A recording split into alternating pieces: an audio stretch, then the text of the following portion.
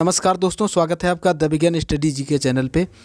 दोस्तों SSC GD की top 20 questions की जो सीरीज़ चल रही है चैनल पे, उस सीरीज़ में दोस्तों डेली आपको शाम को 5 से 6 के बीच में 20 महत्वपूर्ण क्वेश्चंस कराए जाते हैं, जो कि सारे क्वेश्चंस दोस्तों आपके एसएससी के जो पूर्व में एग्ज़ाम हो चुके हैं उन सभी का एनालिसिस करते हुए और वर्तमान में जो भी एसएससी जीडी की शिफ्ट चल रही हैं दोस्तों और जो हो चुकी हैं उन सभी का एनालिसिस करते हुए 20 महत्वपूर्ण क्वेश्चंस आपको डेली कराए जाते हैं, जिनके एग्ज़ाम में आने की संभावना दोस्तों 100% रहती है। और जो क्लासेज पूर्व में कराई जा चुकी हैं वहाँ से काफ़ी क्वेश्चंस दोस्तों आ भी रहे हैं हर शिफ्ट में। तो अभी तक दोस्तों आपने चैनल को सब्सक्राइब नहीं किया है तो चैनल को सब्सक्राइब करके चैनल से ज़रूर जुड़ें। और दोस्तों काफ़ी क्लासेज पूर्व में कराई जा चुकी हैं, तो यदि आपका एग्ज़ाम आगामी किसी शिफ्ट में लगा है तो आप उन सभी क्लासेज को भी देख सकते हैं चैनल पे विजिट करके। बहुत ज़्यादा समय नहीं दोस्तों, 10, 12, 15 मिनट्स की दोस्तों मैक्सिमम क्लास हैं। सारी क्लासेज इसी तरीके से कराई गई हैं दोस्तों, तो बहुत ज़्यादा समय नहीं, आप 2-3 घंटे में सारी क्लासेज को देख सकते हैं। निश्चित ही आपका यहाँ से बेनिफिट होगा। तो आइए चलते हैं दोस्तों आज की क्लास की ओर। तो दोस्तों आज का जो पहला प्रश्न है वो है दोस्तों, निम्नलिखित में से कौन अपने को ईश्वर का अभिशाप कहता था?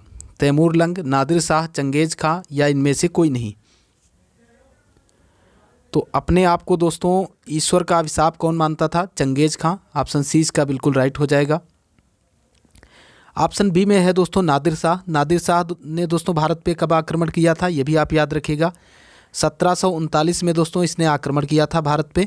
भारत की जो राजधानी थी दोस्तों उस समय दिल्ली, उस पर आक्रमण किया था। उस समय दोस्तों मुग़ल वंश का शासक था दोस्तों मोहम्मद शाह रंगीला। कौन था दोस्तों? मोहम्मद शाह रंगीला, आप याद रखिएगा। इसका उस समय शासक था ये दोस्तों मुग़ल वंश का। और दोस्तों नादिर शाह से इसको पराजय का सामना करना पड़ा दोस्तों मोहम्मद शाह रंगीला को। और नादिर शाह दोस्तों भारत से 2 चीज़ें लेकर गया था। शाहजहाँ के द्वारा बनाया गया मयूर सिंहासन दोस्तों, और दोस्तों कोहिनूर हीरा जो था दोस्तों, ये 2 कीमती चीज़ें भारत से लेकर के अपने देश को वापस लौटा दोस्तों नादिर शाह। तो आप याद रखिएगा, ये क्वेश्चन कई बार पूछा गया है कि मयूर सिंहासन कौन दोस्तों भारत से लेकर गया था? तो नादिर शाह लेकर गया था। उस समय शासन किसका था दोस्तों? मोहम्मद शाह रंगीला का। तो बढ़ते हैं अगले क्वेश्चन की ओर। अगला प्रश्न है दोस्तों, प्रसिद्ध ऐतिहासिक स्थल हम्पी किस जिले में स्थित है? बीजापुर, रायचूर, बेल्लारी, गलबर्गा? तो दोस्तों हम्पी स्थित है बेल्लारी जिले में। ऑप्शन सी इसका बिल्कुल राइट हो जाएगा, जो कि कहाँ है दोस्तों? कर्नाटक राज्य में है। कहाँ है दोस्तों? कर्नाटक राज्य में है। हम्पी दोस्तों विजयनगर साम्राज्य की राजधानी है, याद रखिएगा दोस्तों। ये किस साम्राज्य की राजधानी थी? विजयनगर साम्राज्य की राजधानी थी हम्पी, ये भी आप याद रखिएगा। और किस नदी के किनारे है दोस्तों? तुंगभद्रा नदी के किनारे। तुंगभद्रा नदी के किनारे दोस्तों हम्पी स्थित है। तो ये सारे क्वेश्चंस आप याद रखिएगा। अगले क्वेश्चन की ओर बढ़ते हैं। अगला क्वेश्चन है दोस्तों, विजयनगर साम्राज्य के वित्तीय व्यवस्था की मुख्य विशेषता क्या थी? बंदरगाहों से आमदनी, भू राजस्व या दोस्तों मुद्रा प्रणाली या अधिशेष लगान? तो इसका जो राइट आंसर है वो है दोस्तों ऑप्शन बी, भू राजस्व प्रणाली जो थी दोस्तों वो विजयनगर साम्राज्य की मुख्य विशेषता थी दोस्तों। अगला प्रश्न देखते हैं। अगला प्रश्न है, मुस्लिम लीग ने मुक्ति दिवस मनाया था 1939 ईस्वी में, 1940 में, 1944 में या इनमें से कोई नहीं? तो दोस्तों मुस्लिम लीग ने 1939 विद डेट आप याद रखिएगा दोस्तों, 22 दिसंबर 1939 को, 22 दिसंबर 1939 को मनाया था मुस्लिम लीग ने दोस्तों मुक्ति दिवस। क्यों मनाया था आपको रीज़न भी पता होना चाहिए दोस्तों। द्वितीय विश्व युद्ध में जो कांग्रेस पार्टी थी दोस्तों उस समय जिसका वर्चस्व था, उसके सदस्यों ने द्वितीय विश्व युद्ध में जो भारतीयों को शामिल करने का निर्णय लिया था ब्रिटेन के द्वारा, उसके विरोध में दोस्तों उन्होंने इस्तीफ़ा दे दिया था जो कांग्रेस के मंत्री थे। इसी की खुशी में दोस्तों मोहम्मद अली जिन्ना जो था दोस्तों मुस्लिम लीग का नेतृत्व करता, उसने दोस्तों मुक्ति दिवस के रूप में आह्वान किया था 22 दिसंबर 1939 को। तो ये रीजन के सहित आप याद रखिएगा क्वेश्चन। बढ़ते हैं अगले क्वेश्चन की ओर।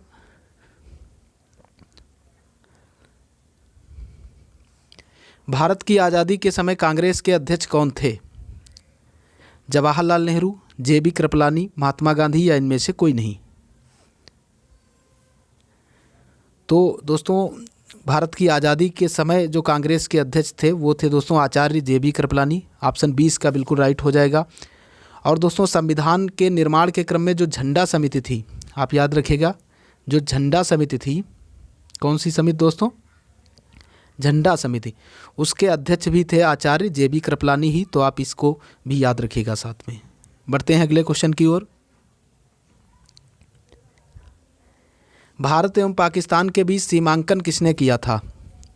महात्मा गांधी ने, सर सिरिल रेडक्लिफ ने, लॉरेंस ने या इनमें से कोई नहीं? तो दोस्तों भारत और पाकिस्तान के बीच में जो सीमांकन किया था वो किया था सर सिरिल रेडक्लिफ ने। ऑप्शन 20 का बिल्कुल राइट हो जाएगा दोस्तों। रेडक्लिफ लाइन किसके बीच स्थित है? भारत और पाकिस्तान के बीच। अगला क्वेश्चन देखते हैं। अगला क्वेश्चन है दोस्तों 7वां क्वेश्चन। किस वर्ष उड़ीसा बिहार से पृथक हुआ? 1935 में, 1930 में, 1940 में या 1955 में?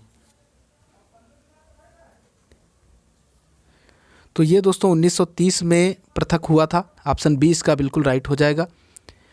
अगले क्वेश्चन की ओर बढ़ते हैं। दोस्तों उड़ीसा की बात आई है तो आप उड़ीसा से याद रखिएगा नलबाना पक्षी अभ्यारण्य।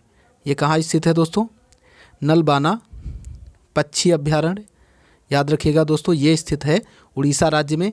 और पूछा जाता है दोस्तों ये किस झील के मध्य स्थित है? तो ये स्थित है दोस्तों चिल्का झील के मध्य, जो कि उड़ीसा में ही है। अगला क्वेश्चन देखते हैं। सैडलर आयोग का संबंध किससे था? न्याय, शिक्षा, पुलिस प्रशासन, राजस्व प्रशासन?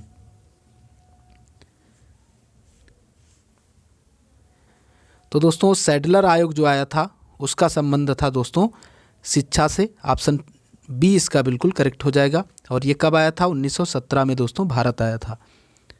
अगला क्वेश्चन देखते हैं। अगला प्रश्न है दोस्तों, निम्न में से किसने सर्वप्रथम प्रेस सेंसरशिप लागू की थी? जॉन एडम्स, डलहौजी, वेलेजली या दोस्तों हेस्टिंग्स ने?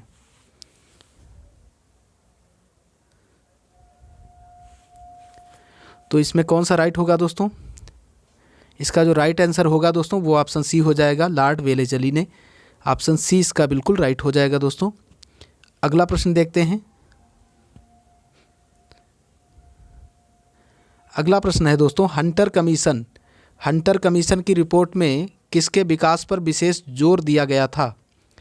प्राथमिक शिक्षा, उच्च शिक्षा, बालिका शिक्षा या इनमें से कोई नहीं? तो दोस्तों इसमें जो प्राथमिक शिक्षा थी उस पर जोर दिया गया था। हंटर कमीशन जो आया था दोस्तों उसमें। अगला क्वेश्चन देखते हैं। अगला क्वेश्चन है दोस्तों जीडीपी पर कैपिटा के आधार पर सबसे पहले स्थान पर कौन सा देश है? लग्जमबर्ग, संयुक्त राज्य अमेरिका, कतर या अन्य? तो कैपिटा के आधार पे दोस्तों कतर है पहले स्थान पे। ऑप्शन सी इसका बिल्कुल राइट हो जाएगा। कतर की राजधानी दोहा है, ये भी आप याद रखिएगा। अगला प्रश्न देखते हैं।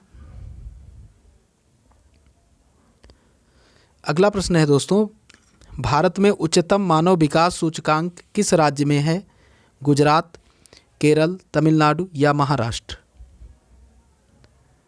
तो उच्चतम दोस्तों मानव विकास सूचकांक HDI कहाँ पे है? Human development index. इसमें टॉप पे है दोस्तों केरल। ऑप्शन 20 का बिल्कुल राइट हो जाएगा। केरल दोस्तों इसमें टॉप पे है। अनाईमुडी चोटी कहाँ स्थित है? ये भी आप याद रखिएगा। ये भी दोस्तों केरल में स्थित है, जो कि दक्षिण भारत की पूछा जाए या फिर आपसे पूछा जाए पश्चिमी घाट की सबसे ऊंची चोटी, तो यही है दोस्तों अनाईमुडी। अगला क्वेश्चन देखते हैं। अगला क्वेश्चन है निम्न में कौन से देश में मिश्रित अर्थव्यवस्था है? मिश्रित अर्थव्यवस्था दोस्तों आपसे पूछा जा रहा है। अमेरिका, भारत, चीन, रूस? तो मिश्रित अर्थव्यवस्था दोस्तों कहाँ है? भारत में ही है। ऑप्शन बी इसका बिल्कुल राइट हो जाएगा। अगला प्रश्न देखते हैं। अगला प्रश्न है दोस्तों, आर्थिक क्रियाओं का उद्देश्य होता है जीविकोपार्जन, मनोरंजन, ए और बी दोनों, या इनमें से कोई नहीं। आर्थिक क्रियाओं का दोस्तों उद्देश्य क्या होता है? जीविका से, यानी ऑप्शन ए इसका बिल्कुल राइट हो जाएगा, जीविकोपार्जन। नेक्स्ट क्वेश्चन को देखते हैं। अगला दोस्तों 15वां क्वेश्चन आपके सामने है, जनसंख्या वृद्धि से आर्थिक विकास की गति सामान्य रहती है, तीव्र हो जाती है, मंद हो जाती है, कुछ भी नहीं होती। तो दोस्तों जैसे जैसे जनसंख्या बढ़ेगी वैसे वैसे जो आर्थिक डेवलपमेंट दोस्तों विकास की गति है, इकोनॉमिक जो डेवलपमेंट है दोस्तों, वो मंद हो जाता है, यानी कम होने लगता है। ऑप्शन सी इसका बिल्कुल राइट हो जाएगा।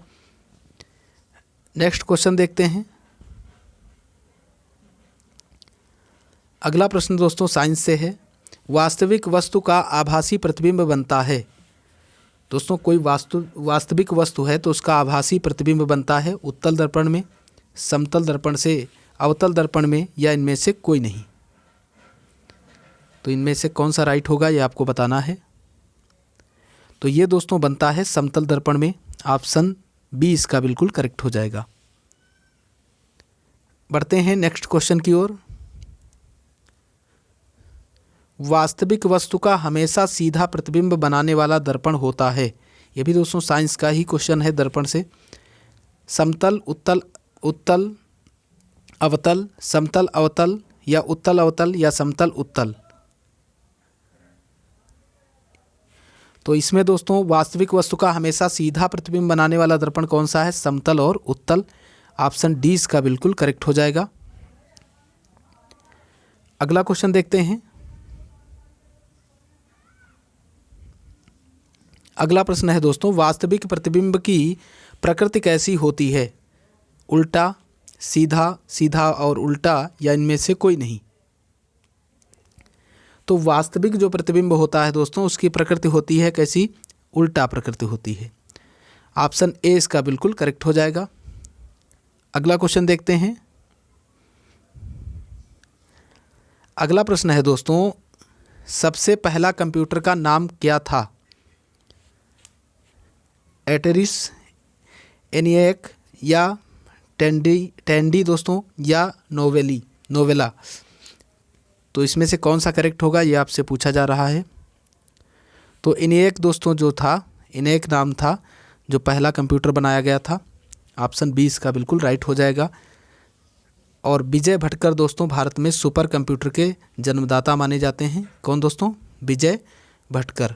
तो ये भी आप याद रखिएगा, भारत में सुपर कंप्यूटर के जनक कौन है? विजय भटकर। अगला क्वेश्चन देखते हैं, आज का लास्ट क्वेश्चन। आधुनिक कंप्यूटर की खोज सर्वप्रथम कब हुई? 1949, 1951, 1946 या 1947? तो आधुनिक कंप्यूटर की खोज दोस्तों इसमें पूछी जा रही है, सर्वप्रथम कब हुई थी? 1946 में हुई थी। ऑप्शन सी इसका बिल्कुल राइट हो जाएगा। तो दोस्तों इसी के साथ आज की क्लास यहीं पे समाप्त होती है। आशा करता हूं दोस्तों क्लास आपको पसंद आई होगी। दोस्तों यदि क्लास आपको पसंद आई है तो आप इसे ज़्यादा से ज़्यादा लोगों के पास शेयर कीजिए, ताकि चैनल को और ज़्यादा दोस्तों मोटिवेशन मिल सके और आपके लिए और ज़्यादा बेहतर चैनल पे काम किया जा सके। दोस्तों चैनल आपका है, आप जितनी सपोर्ट करेंगे दोस्तों उतना ही आपको आउटपुट मिलेगा मेरी तरफ से, उतना ज़्यादा दोस्तों मेहनत से आपके लिए मेहनत की जाएगी दोस्तों चैनल पे। तो पूरा वीडियो लास्ट तक देखने के लिए आपका बहुत बहुत धन्यवाद। जय हिंद, जय भारत।